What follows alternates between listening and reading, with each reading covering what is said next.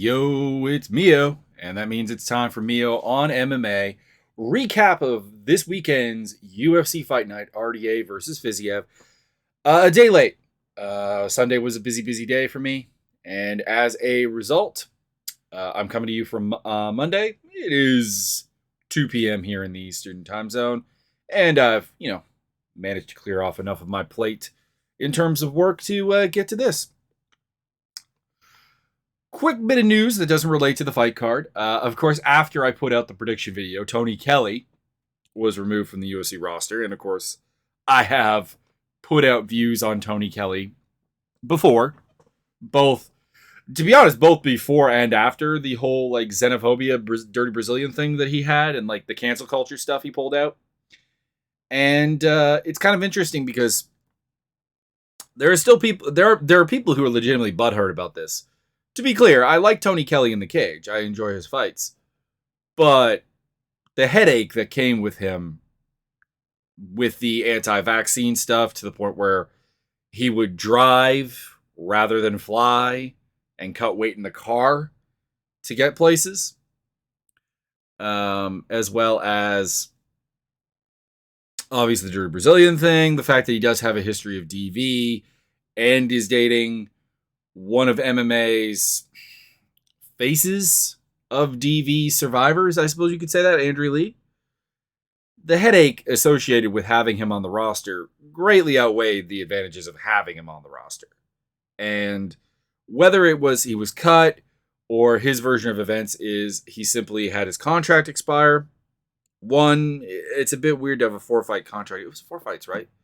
Let me just quickly pull up his UFC record, because I swear he's only had 4 fights. He went 2-2, if I recall correctly, losing to Kamak and Yanez, and beating Costa and Ali Al-Kaisi. Yeah, I'm right on that. They don't usually do 4-fight contracts. Usually they do either 3-fight contracts, 1-fight contracts, or 5-fight contracts. I suppose you could argue that maybe he signed a 1-fight contract when he took the short notice fight against Kai Kamaka, and then earned a 3-fight contract. Possible, I suppose.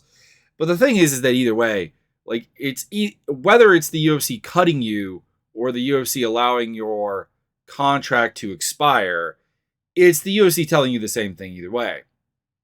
We don't want you. Doesn't really matter the specifics of how they let that be known. We don't want you is the answer. Or at the very least, we don't want you at any kind of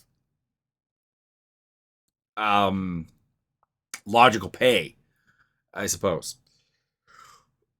He'll go somewhere, I'm sure, but this is the thing. This is MMA. We as much as there is a solid liberal fan base for MMA, pretty much everything in regards to KGB Lee and Rachel Ostovich and fighter pay indicates that there is a strong liberal voice in the fan community. But the promotions are very much not about political correctness. And he'll find someplace, not nearly as well paying, but he'll find someplace. And yeah. And again, I feel this need to say this. He hasn't been canceled as much as any fighter who's ever been cut from the UFC has been canceled. Was John Fitch canceled? He was cut off of 1 loss. I don't know. It's a weird situation that anyone really realistically is taking his side in this whole thing. I don't really understand it. Anyways, onwards to the fight card itself. Not an overly controversial card, although there are a couple of decisions that are being debated. I'm not really certain why, but we'll get deeper into them. Obviously, when we get to those fights. I described this fight in my predictions as in my breakdown as a nerd's fight card, and it absolutely was that. It was the sort of thing that had one fight, the main event, that had immediate implications for any of the divisions in the UFC and matchmaking going forward, and one fight really to get hyped about. But there was a lot of interesting fights, fighters that were trying to figure out what they are, where they're going, and so on, that were littered throughout the card. And we got some answers on those. Not all the answers, mind you, but we got some answers as to what to really expect from some of those fighters. And starting at the top of the card, we got Rafael Fiziev versus Rafael Dos Anjos. What to say about this fight? The fight's dynamic was fairly simple. Like, there's not a ton to talk about here. Early on, it was Fiziev with the more powerful strikes, the cleaner landed strikes, slight volume edge throughout most. He was outlanded in rounds 2 and 4. And RDA trying to get him to the ground with basically no success. He had 2 credited takedowns, one in the 3rd and one in the 4th round, neither of which led to anything really to speak of.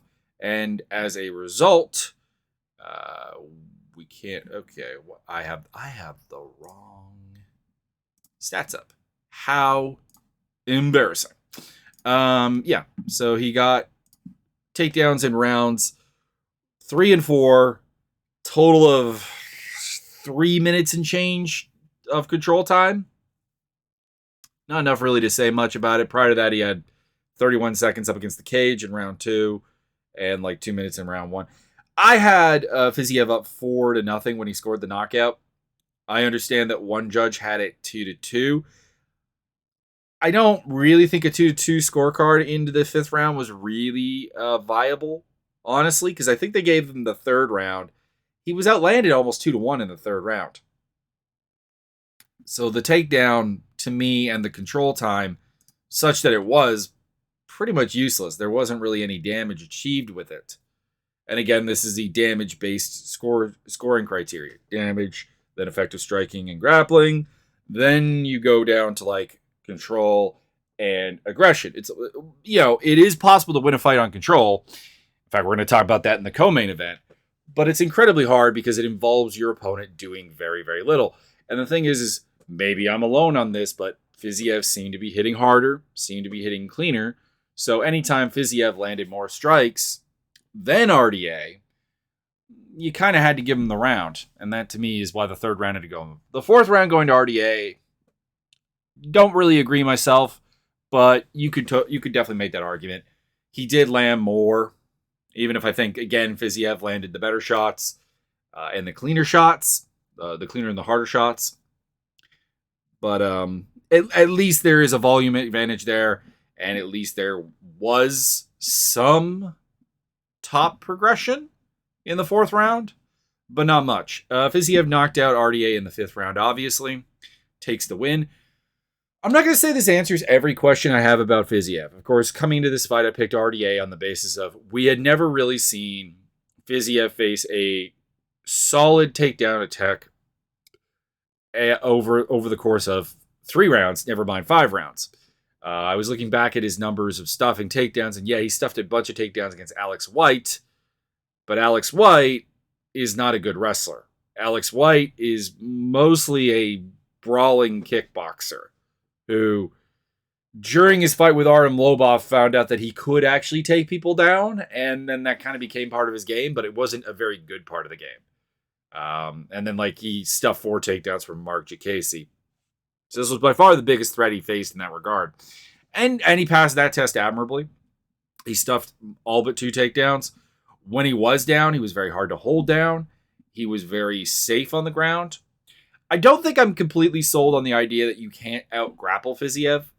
And it does seem like some people are. I do think that if you have a more aggressive transitional style of grappling, akin to a Beneil Dariush or Charles Oliveira, I think you could have success. And I think there are also stronger, more physically imposing guys when it comes to takedowns and top control than RDA. Michael Chandler, Makachev, Gregor Gillespie, to use a more lower down on the card kind of guy. And that does mean that I still have questions going forward. But Fiziev did definitely prove that he is a top 10 guy, verging on top 5. He showed good cardio. I will say, a lot of people are saying that the cardio is absolutely answered now. I don't personally think so, because from the 3rd round onwards, he did look a little more tired and a little faded. not gassed, not like, oh, all you got to do is last till the third round with Fiziev and you got him. But he does fade a little bit, which makes sense. He's a very loaded up power striker. It's going to be exceedingly difficult for him to maintain a high pace without any drop off for that long of time with his fighting style. So I do think that the longer a fight goes, the more it potentially opens up problems in his defense, and it shouldn't be terribly surprising that RDA's two best rounds probably were the third and the fourth round. He was able to get takedowns, he was able to have top control, and the striking was pretty close in the fourth round in particular. So that is still a concern going forward. But, I mean, a very comprehensive performance. He went deep with RDA. He knocked out RDA. That's very impressive. People are complaining about the early stoppage. I think RDA was pretty gone. I think it's a pretty defendable stoppage. And I don't personally have any real problems in that regard. So I think Fiziev did a fantastic job. He did have me, like, running around in circles trying to figure out the deal with the Azerbaijani flag because, of course, he's from Kyrgyzstan and is now sporting the Azerbaijani flag. He doesn't train in Azerbaijan. Turns out his father is from Azerbaijan. And there is probably, unbeknownst to basically the Western world, a bit of a Muslim conflict to a certain degree in Kyrgyzstan with some anti-Shia Muslim issues with the government. And he is Shia Muslim. So there you go. If I don't know if anyone else was really bugged by that because I didn't really see anyone talking about it. But hey, I've gone and looked it up. So yeah, no. What's next for him? Obviously, man is going to look to solidify himself in the top 5. He's got enough. Like honestly, there isn't a bad fight for him. You could put him up against Gamrot. That would be potentially fun. You could put him up against Gaethje. That would be amazing. You could put him up against Michael Chandler. Someone did suggest Chandler. I'm still personally hoping for Chandler versus Conor McGregor. I just think that is an absolutely perfect fight. It's a fight that has some winnable upside for Conor, while being a huge name, while being someone who can probably also benefit from the spotlight because Chandler's got some mic skills. I honestly just think that's a perfect fight to make. And that's not even like I'm not a Conor fan. I'm a little hit and miss on Michael Chandler. There are some fundamental things that I dislike about Michael Chandler. Mostly his view on fighter pay is just kind of like very bizarre.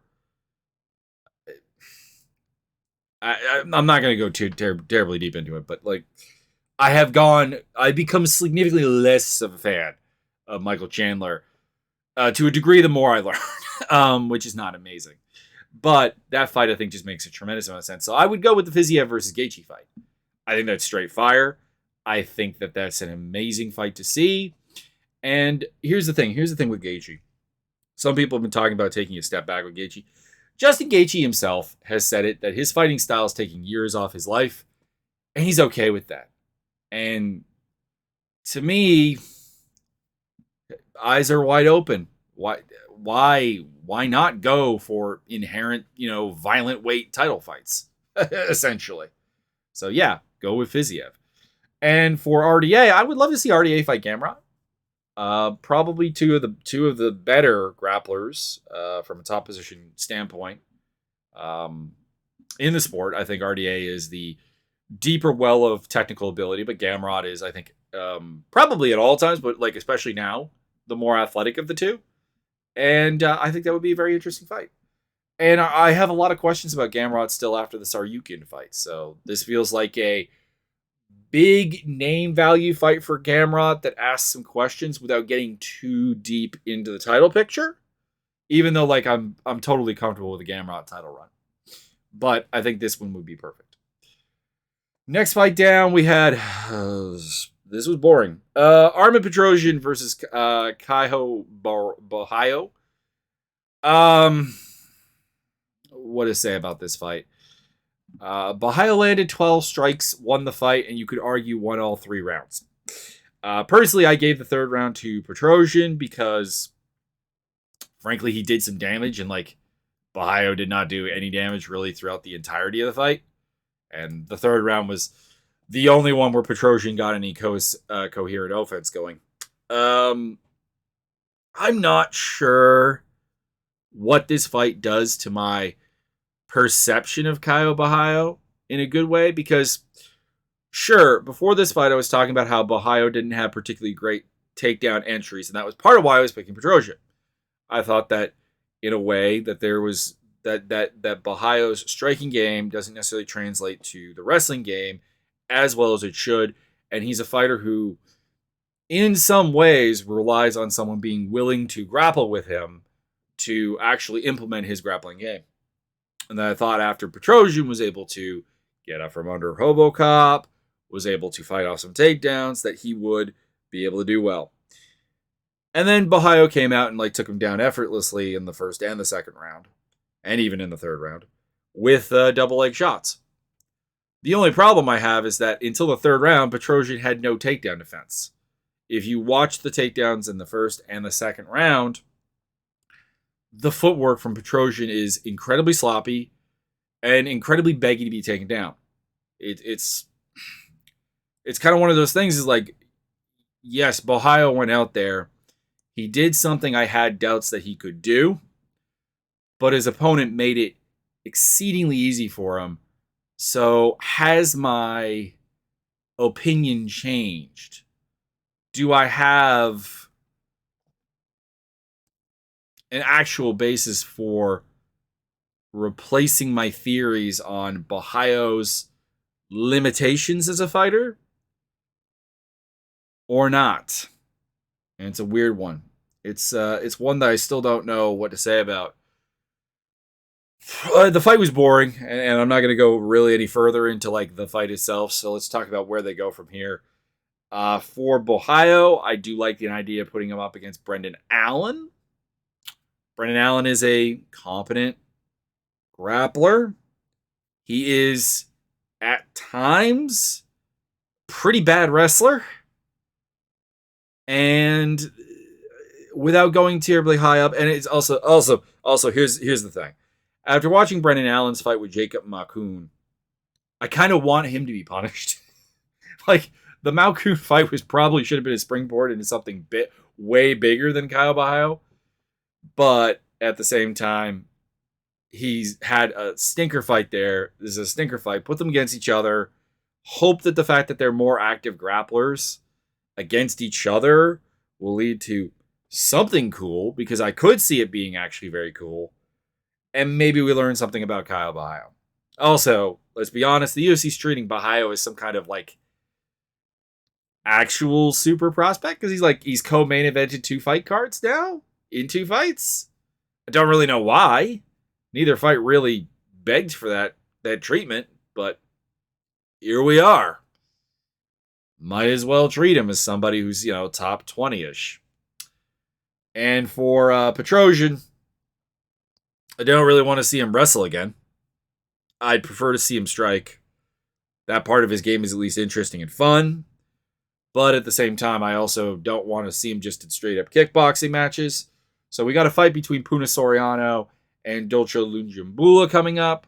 Why not give the winner of that fight Petrosian, because he does have a win over Robocop, which puts him a fair bit higher in the food chain than either of those guys, even after they beat the other one. So let's do that and see what happens. Nurmagomedov, Saeed Nurmagomedov versus Douglas Silva de Andrade. There we are. This was a good fight. It was a good fight. I think it did show up some weaknesses in Saeed's game. I kind of expected his counter wrestling to be a little bit more dominant, and that he would be able to threaten with submissions, threaten the neck a little bit more. And that did not happen. So, needless to say, that's a little bit disappointing. But he beat Douglas Silva de Andrade. I don't know why I have such a hard time with that name. And that's pretty impressive, because that's a physical freak of a man. That's a specimen. And Nurmagomedov's kicking game looks really, really good. He's good at keeping range, but the fact that his boxing seems incredibly underdeveloped does concern me, like at the top of the division. This is bantamweight, and at bantamweight, I don't think you can have such a glaring key skill set, like foundational skill set to your MMA style, be kind of that limited. And that makes me want to see someone who's like a much better boxer than Andrade, essentially. Because Andrade's boxing is effective because he's explosive and because of his physicality. He is Mr. Physicality. He is the dude who literally trained for fighting by lifting cinder blocks in his backyard and just happens to be a physical freak enough that has actually translated to a run to the UFC. But there's not a lot of nuance, not a lot of like technical adaptability or depth to his striking game. And I kind of want to see that. And the guy that really stands out to me, and a guy who kind of deserves, again, a big thank you for knocking out Tony Kelley, Adrian Yanez. I probably have had some other thoughts about what to do with Yanez aside from this fight. But like Yanez would bring the heavy-handed stylings of D. Silva, Douglas D. Silva Andrade. D. Andrade. Why? Why can I not get that name? With a little bit more tactical changes, diversity, and a little bit cleaner technique. So, hey, make that fight happen. Let's see what happens. It did look like, now I am going to give Nurmagomedov a slight caveat to any of my critiques here. It did look like he kind of maybe fucked up his left leg in the early second round. Started kind of favoring it a little bit, switching off of it a fair bit more. So I do think that there probably is something, maybe not a major injury, hopefully not something that causes him to miss time, but I do think that leg got a little bit wonky during the fight, and that might have played a role in somewhat of a fading that happened in the fight. And of course, everyone wants the Umar Nurmagomedov, Saeed Nurmagomedov. You want to go for that, go for that. I'm perfectly fine with that fight as well. But that's two guys that I have questions about still fighting each other. Whereas like fighting Yanez, I have a pretty solid idea of like what Yanez's high points and low points are. And I'd be happy to check it out. And for Douglas, I had probably used this guy like 3 or 4 times in my matchmaking. So obviously all of these fights can't happen. But why not Timur Valiev?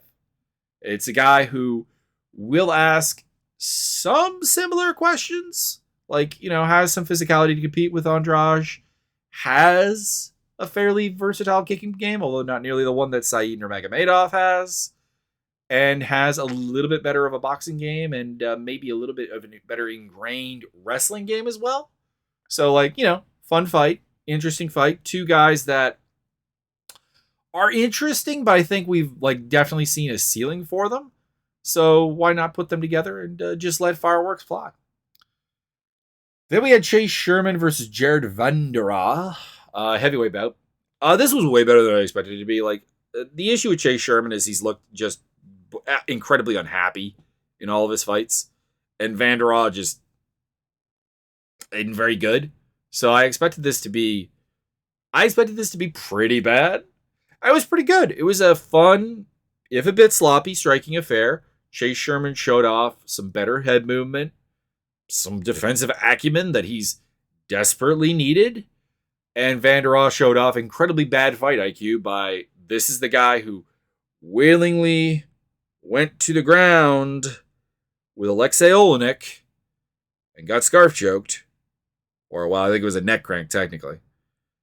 And elected to stand with Chase Sherman, despite the fact that Chase Sherman has a documentedly bad ground game. Kind of frustrating. I did actually score the first 2 rounds for Vendera.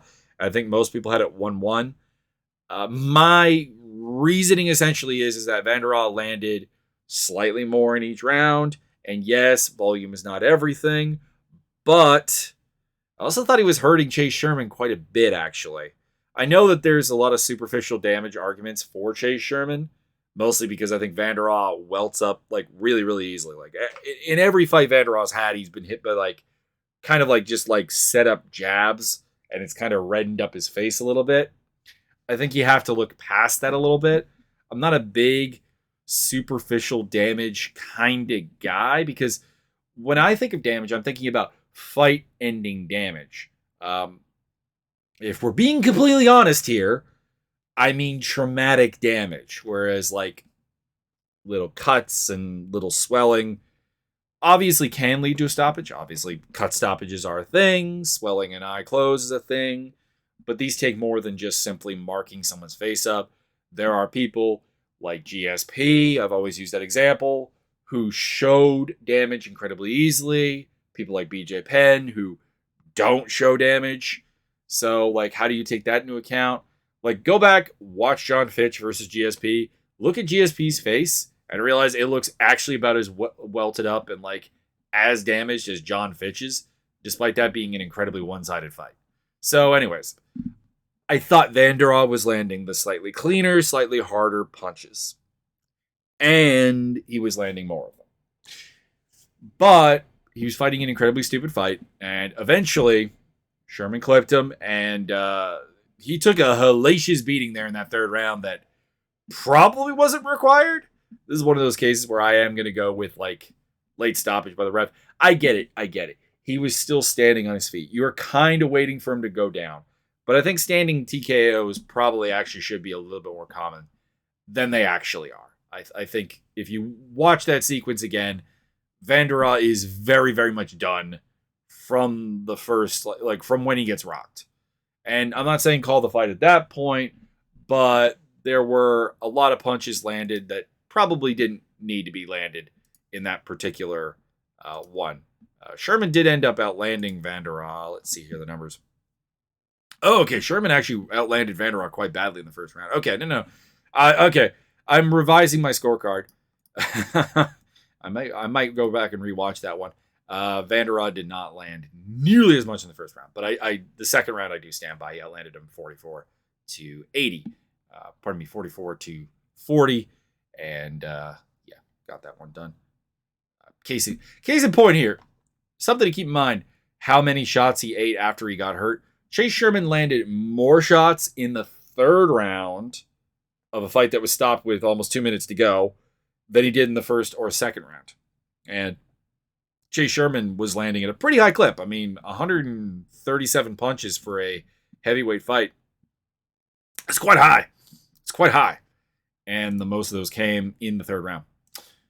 About a third of them.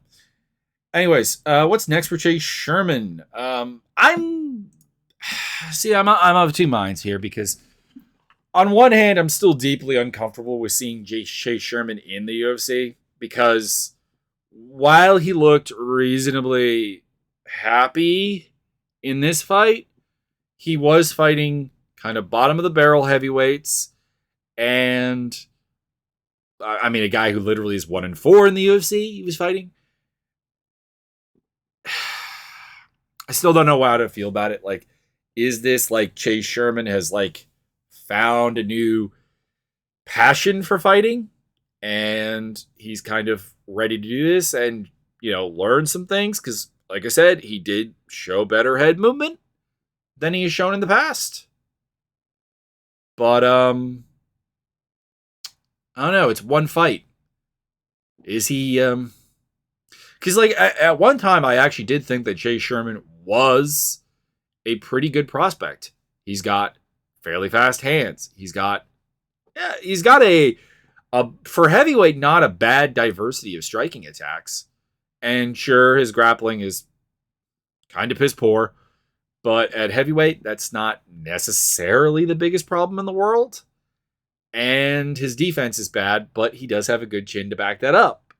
So if he's learning how to be defensive a little bit, and he hasn't lost his offensive sting, and he's still, by heavyweight standards, pretty athletic, I mean, the door is not closed, but I do kind of need to see more than one fight before I'm like, he's turned a table and he's ready to like develop.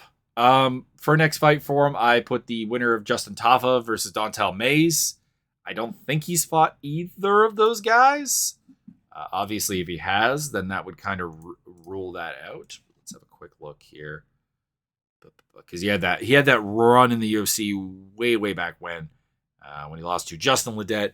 Walt Harris beat Rashad Coulter and Damian Grabowski. By the way, talk about guys who actually really disappointed me when they got to the UFC. Damian Grabowski, ouch. Lost to Shamil Abdurrahimov, Justin Willis, and Augusto Sakai. Got cut. Did the bare knuckle thing. Came back. Beat Ike Villanueva. Lost to Arlovsky, Porter, and Collier. Got cut again. Has come back to lose to Romanov and now beat Vendera. So yeah, no, he has fought neither of those guys. So do that. And for Vendera, I kind of want to say I'm a fan, because I kind of am a fan. Like, he's a guy who got scarf choked by Alexei Olenek. It was like, show me how to do that. But he's also an incredibly dumb fighter.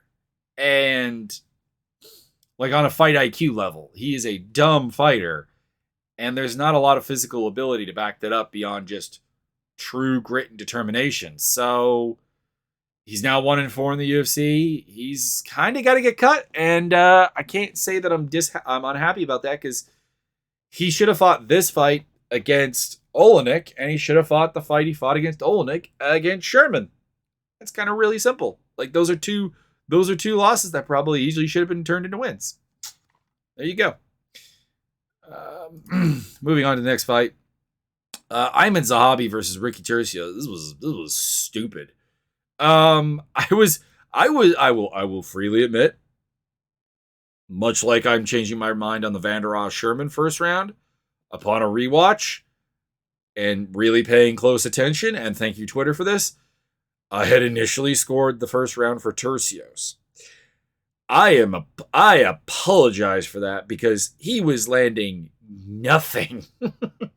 Like, absolutely nothing. It was a lot of ki-eyeing and making noise and throwing a lot of punches, that came nowhere near landing.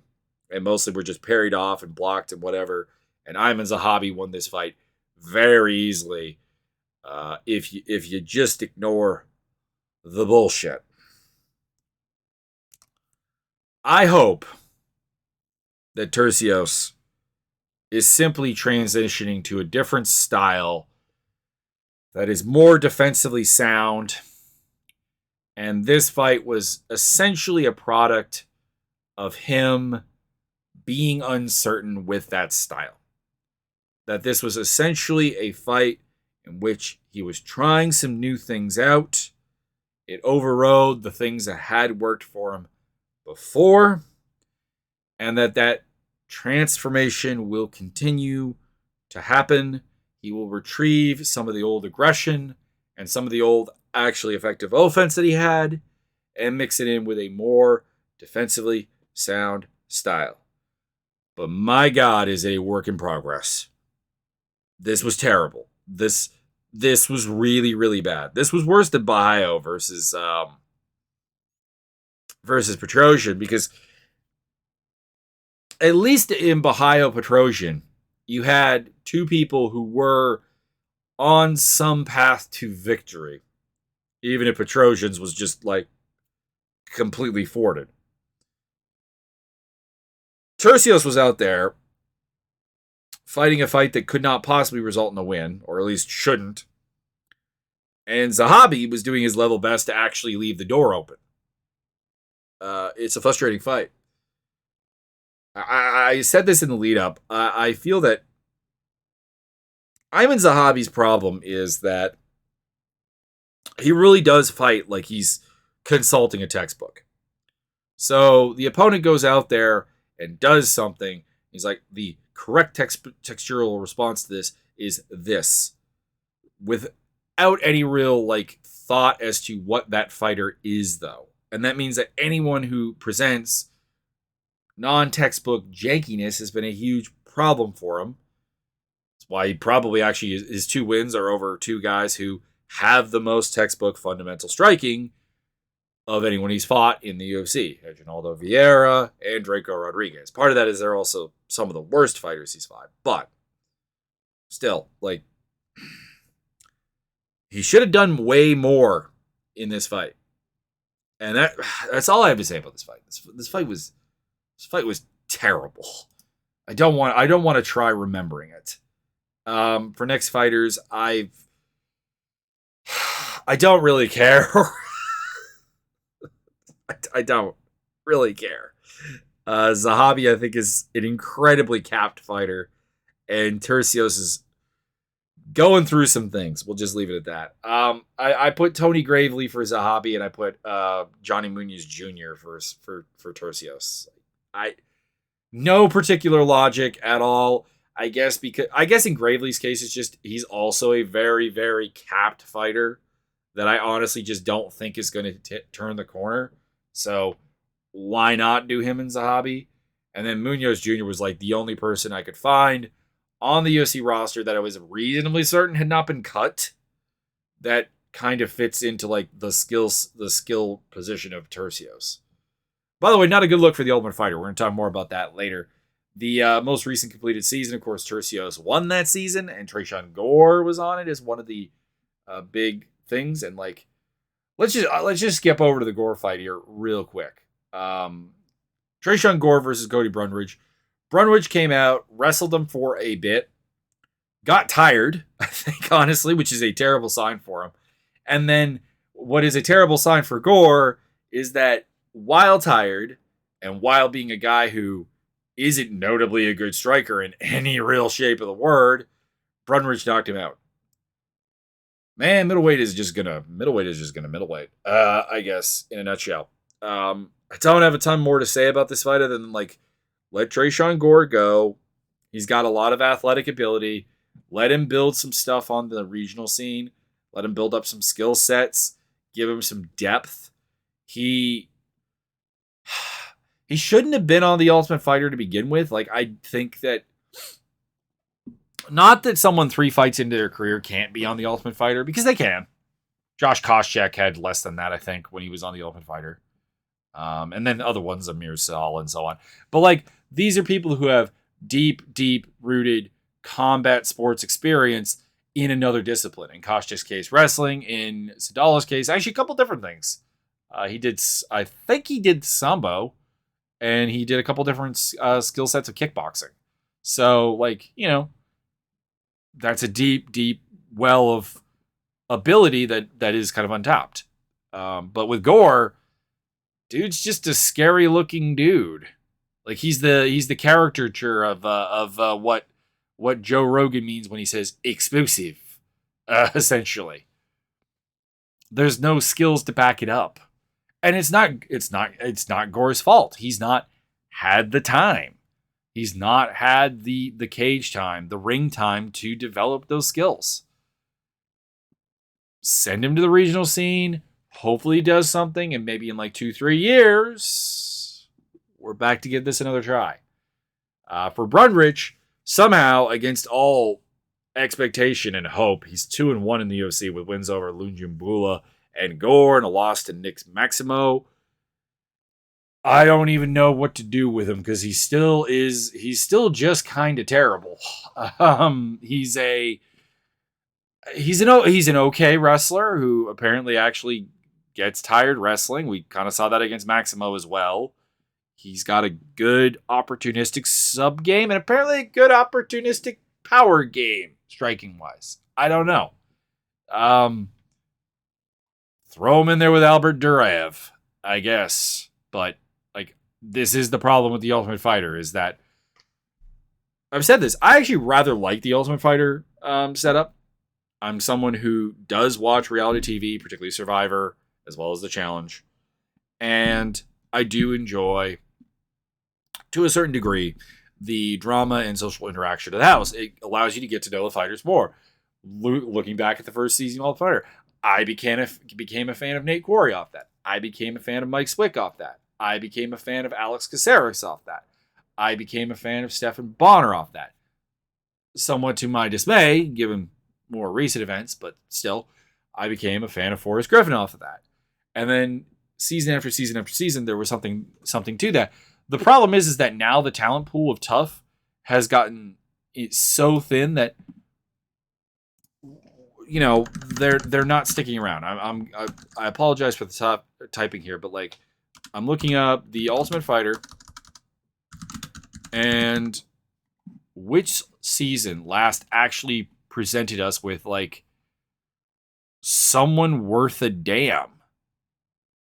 Someone who's made noise in the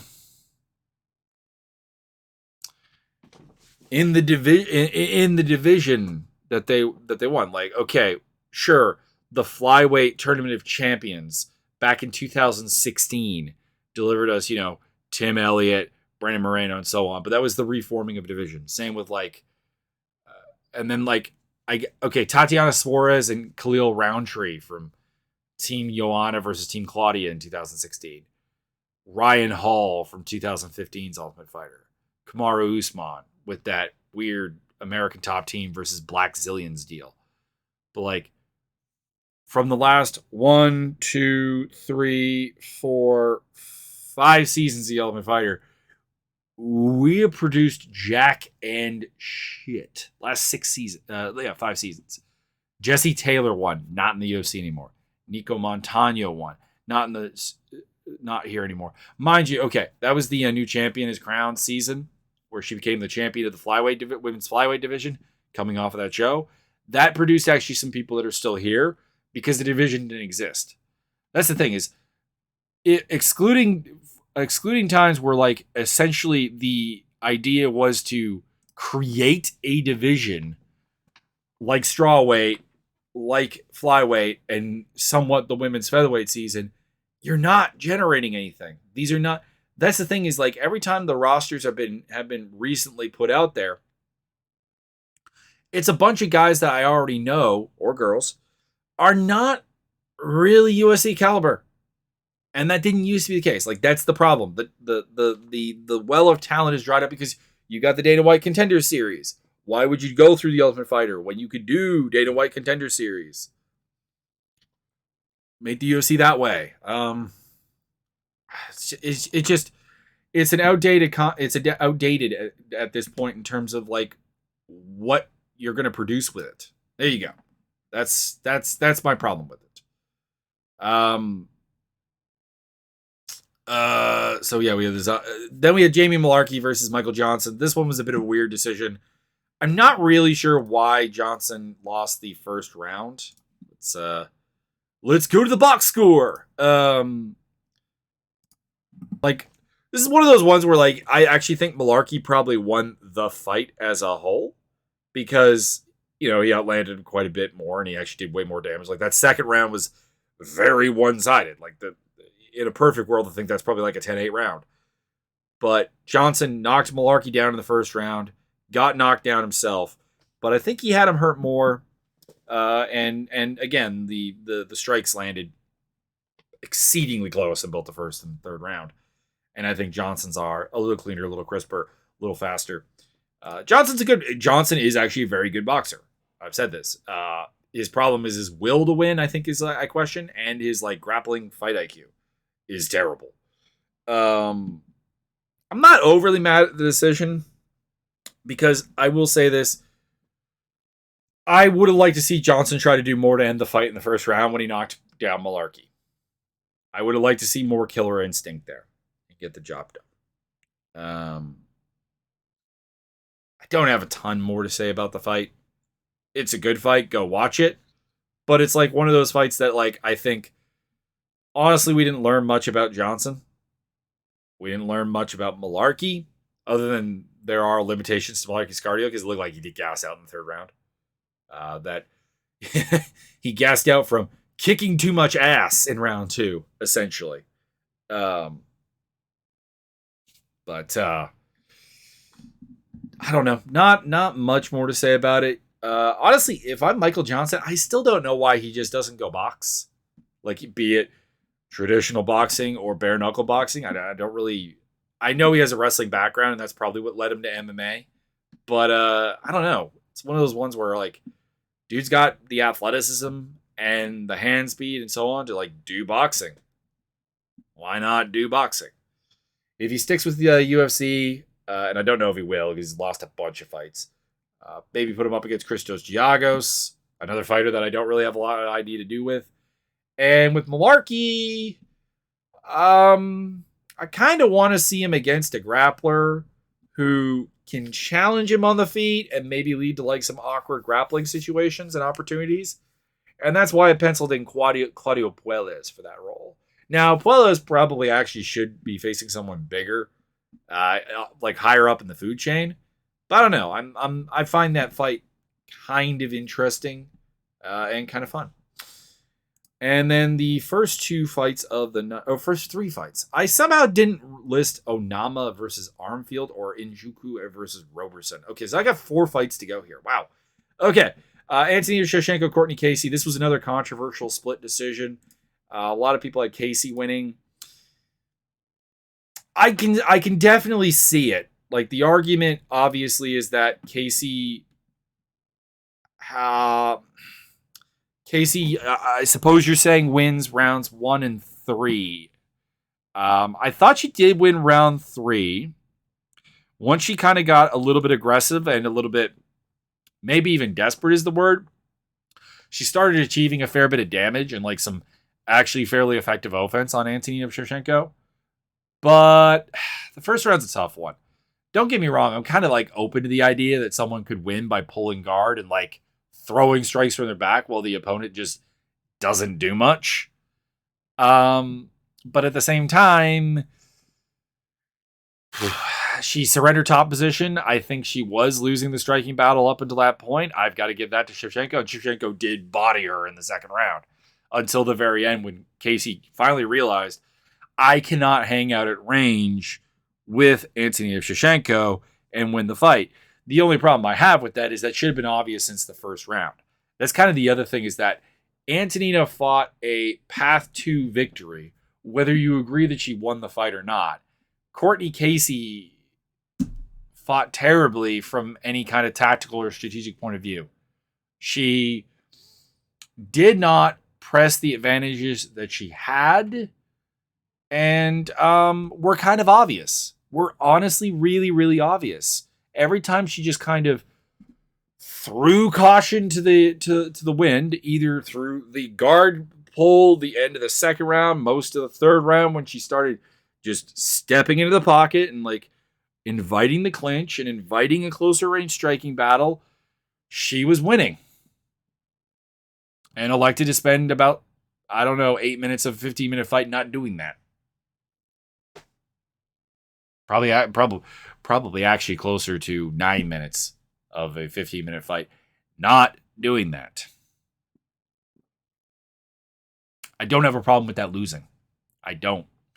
It's kind of like if Vendera had continued fighting Chase Sherman the way he was, and even if I had scored the fight for Vendera, I would have had no problem with Chase Sherman winning, because fight dumb, you deserve an L. And I like Courtney Casey, but she fought dumb. For Antonina Shoshenko, the winner of Melissa Gatto and Jillian Robertson, could be a fun fight. And for Courtney Casey, if she's still on the roster, I penciled in Jasmine Jasudavicius for an opponent, because I can't think of anything else. Like, at this point, Courtney Casey is what she is. She's a structuralist fighter who is kind of oddly dangerous in certain circumstances, and that's kind of about it. But doesn't really have a game that even like really forces those situations on the opponent. Just it's hard to get hyped. It's hard to get hyped for her fights, because you know you're going to see something stupid. And for Antonina, it's also hard to get hyped for the fights, because Shevchenko, Antonina's game is basically built like Valentina's, just without the physicality. And Valentina, if one thing about the Tyler Santos fight has taught us anything, is that Shevchenko needs that physicality to avoid making terribly fight-ending mistakes, because that's the only reason she's succeeding. It's not a brilliant... There are very good technical aspects to Valentina's game. There are. I don't want to downplay this or anything. there are some excellent things, but like everything about her in MMA, I haven't watched a lot of her kickboxing, so it's probably true, but maybe not true. Everything about her MMA game is made functional by the fact that she is a beast. And without that, you have Antonina. Anyways, moving on. Moving on down to the next fight. David Onama defeated Garrett Armfield. Expected fight. Not really much to say about it, honestly. Onama had beaten him before. Onama is huge compared to him. Armfield needs to get down to 135. I also do think he came to the UFC too early.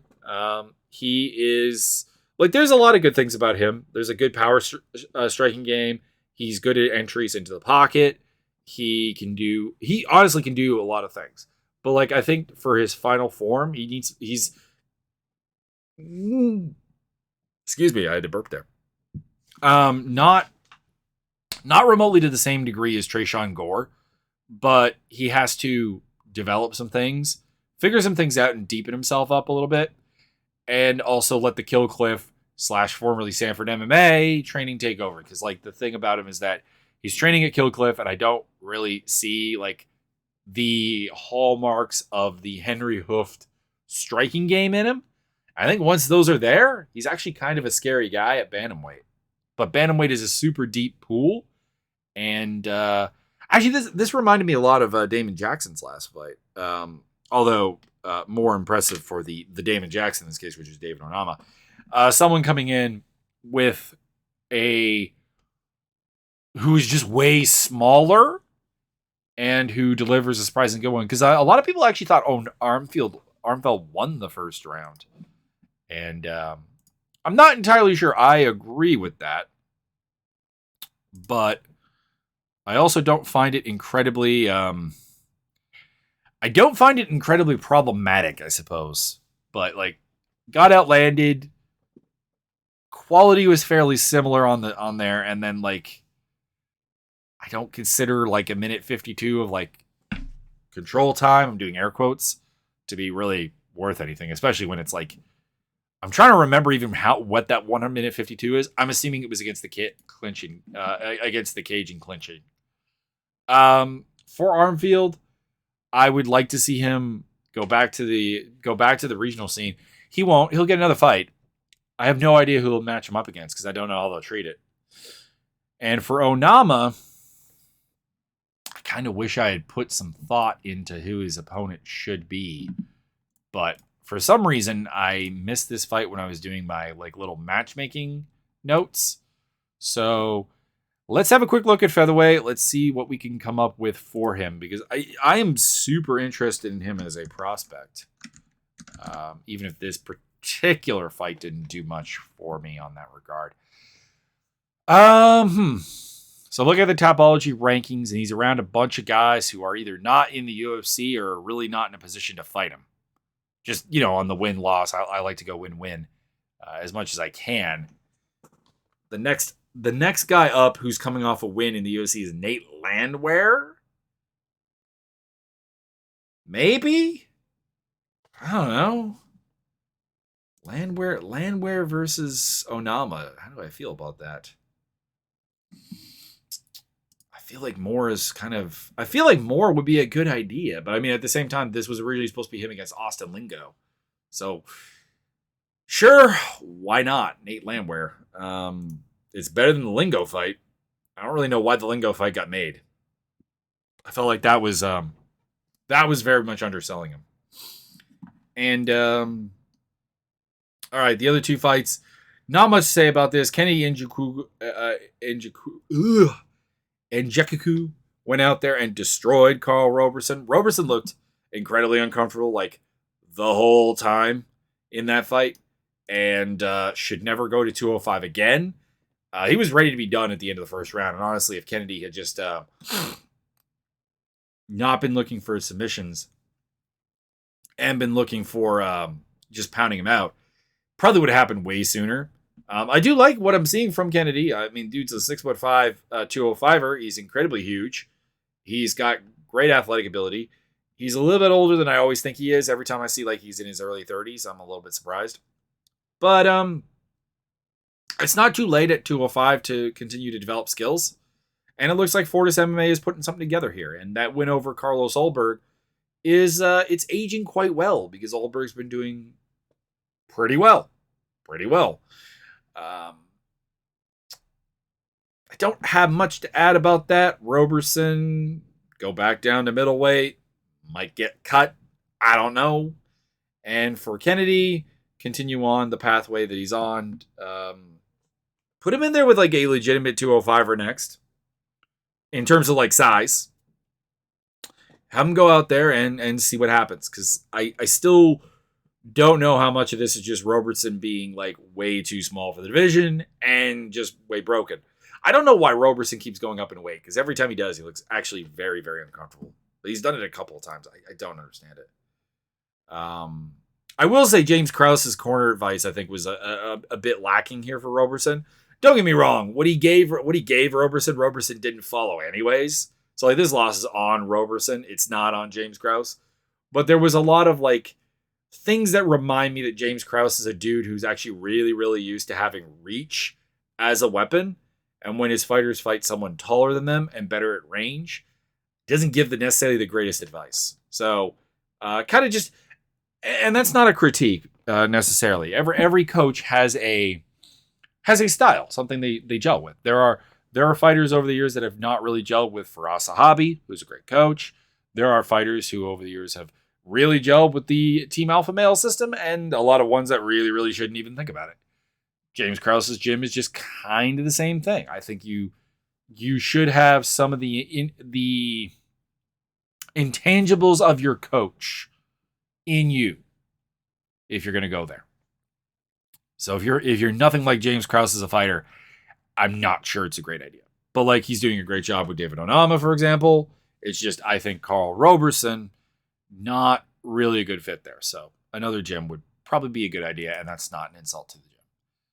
Sayuk Kakramanov defeated Ronnie Lawrence by unanimous decision. I butchered that first name. I don't know why I have a hard time with that first name.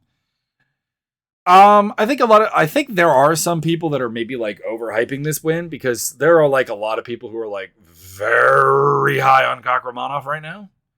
And I don't really understand why. Maybe it's because I didn't really see Lawrence as like a real test. I just saw Lawrence as someone who didn't have the physicality to stand up to him. And a game that was going to lend itself to like just fighting Kakramanov's fight because Kakramanov's fight is kind of Lawrence's fight. That there wasn't really going to be an invasion of that. And Kakramanov was able to just absolutely overpower him in the clinch, take him down repetitively, and make this his fight. Like it was a clear-cut win, don't get me wrong. It's just, I expected it. maybe that's just what it comes down to. I was expecting this result. This was how I saw the fight going. And other people didn't. Other people thought Lawrence had more of a chance. I still like Ronnie Lawrence. For a next fight for him, maybe put him up against Vince Morales. They're two guys that like intangibly have something, but I don't know how far it will go. Like they're both guys who do things well and seem to have a good attitude, seem to have that work ethic, seem to have that hustle, seem to have like a baseline fight IQ that they would probably do reasonably well if it wasn't for the fact that they are in the Shark Tank that is 135. But they're both, I think, kind of limited just because they don't have the raw physical talent and to carry their idea of what their game should be. But I think they'd be a really fun fight together. So make that happen. And for Kakramanov, obviously I want to see him fight someone who is more akin to his physicality. The name that came to mind when I was looking at the Tapology rankings was Montel Jackson. Montel Jackson is a beast. He's a monster. He's not necessarily going to he's not going to really try and force Kakramanov to fight what is not his fight. He's going to give him the opportunity to impose his game plan on him. And we'll see if he can do that because Jackson is a much better athlete than Ronnie Lawrence, even if I think he's actually a little bit of a lower fight IQ fighter and doesn't quite have the same hustle mentality. Because I've been kind of let down by Montel Jackson in his UFC run. I just think that he he should be better right now than he is. Let's pull up his record here real quick. 11-2, obviously, great record. But like, and neither the loss to Brett Johns nor Ricky Simon really disturbs me. But there is like elements of competitiveness that he had with Felipe Colaros that really shouldn't have been there, and elements of competitiveness he had with Andre Sukuta that really shouldn't have been there. Like two guys who can't physically match him, and particularly in Sukuta's case, don't have a style that tries to take the athletic advantage away from an opponent, because Sukuta himself normally is used to being the better athlete. It's kind of like why his fight with, kind of like how Sean O'Malley beating him wasn't all that impressive. It's the same thing with Montel Jackson. So, but anyways, I think that would be a fight that could build either of them up and send them up higher in the food chain. That is 135, because 135 is amazing. What do we got coming up next week here? We have got UFC on ABC3, and that's kind of really about it. There's an LFA card, and that's kind of really about it. Let me just quickly look at this card here and see if I'm excited. Obviously, the main event between Brian Ortega, Yair Rodriguez, very excited by that. Michelle Watterson and Amanda Lemos, that's a good fight. Salikov versus Leach, doing a double thumbs up for that one. Matt Schnell versus Sumu Jarji, I like that fight. Burgos versus Charles Jourdain, yes. Puna Soriano versus Dolce Lundjimbula. Lauren Murphy versus Misha Tate. Not super excited for that one, but you know, it has intrigue. Bill Algeo versus Herbert Burns. Ricky Simon versus Jack Shore. Dustin Jacoby versus Da-Un Jung. Dwight Grant versus Dustin Stolfus. That's a fine fight. And Emily Ducati is up against Jessica Pena. That's a really good fight card. Jesus, they stacked that thing. And there was supposed to be Alex Perez versus Askar Askarov on that card as well.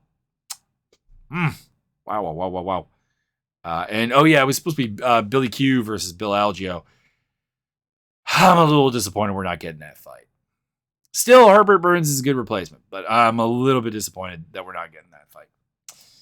Anyways, that's one to get excited about. This fight card did what it was supposed to do, is I guess my final thing. And I'm going to do a new thing where like I'm going to talk about like 3 fighters I think really improved their stock and 3 fighters who are kind of headed downwards. In terms of improving their stock, Rafael Fiziev, I think absolutely did that. I think Chase Sherman, considering how low his stock was, actually improved quite a bit on this fight card. Actually showed off a lot. And as much as this win didn't mean that much to either of these guys, I'm going to put... No. You know what? No. Kennedy Njoku. Kennedy. We'll leave it at Kennedy. He came out. He showed off some new tools. Really impressive guy. Finally putting it together. I like those 3 guys going forward. I think they took the big step up. And on the step down, it kind of has to be the people that I'm just like saying should be cut. Like Jared Vendera, terrible fight IQ. And I kind of have to put Courtney Casey in that same spot, because this is the thing, is like, I will never get mad at a fighter for being physically limited, because you can't help that. Don't get me, like, there's strength and nutrition, there's physical training that can bring you above and beyond your normal limits. But it only can go so far. A lack of fight IQ to me is an incredibly fixable problem, yet it's not done. And that sums up Courtney Casey and Jared Vandera on this night. And I'm also going to say Armin Petrosian, because, again, maybe it's just that Caio Bahaio is actually a much, much better fighter than I'm giving him credit for. And there's probably definitely some truth to that. But Petrosian's footwork when dealing with like someone who's going to shoot in on you was terrible. The first time was like maybe forgivable. Bahaio's not necessarily a shot wrestler per se, but after he does it the first time, you still open the same opportunities. Just boy, oh boy. You could probably put Trayshawn Gore on here, but like I just think Gore was brought in too soon.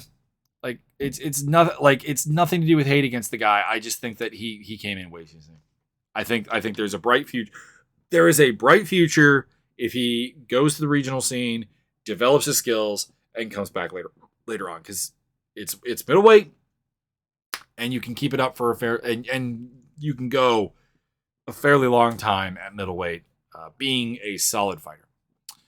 So that was the card. I'll be back on Thursday, most likely. Thursday's always been kind of my day for filming the predictions. And I think I'm going to be probably incredibly happy to research this card, because it looks really good on paper. And I hope it delivers in practice as well. So there you go. As per usual, check out the Discord for simulated MMA action, simulated pro wrestling action, simulated slam ball action, updates on my Twitch channel and my YouTube, as well as, of course, a nice handy location for where all the podcasts are posted, and a place to chat with other people about mixed martial arts and other things, because it's a good crew of like fight nerds that we got assembled there. And finally, also follow me on Twitter for the breakdown round by round as the fights are happening live. I will talk to you later this week, and just have a lovely, lovely day, because it looks like it is actually. Oh, then I had to go and look at the temperature. It does look like a lovely day. I'm going to go outside and go get some food, and it's 30 degrees. So I might not be all that happy about that.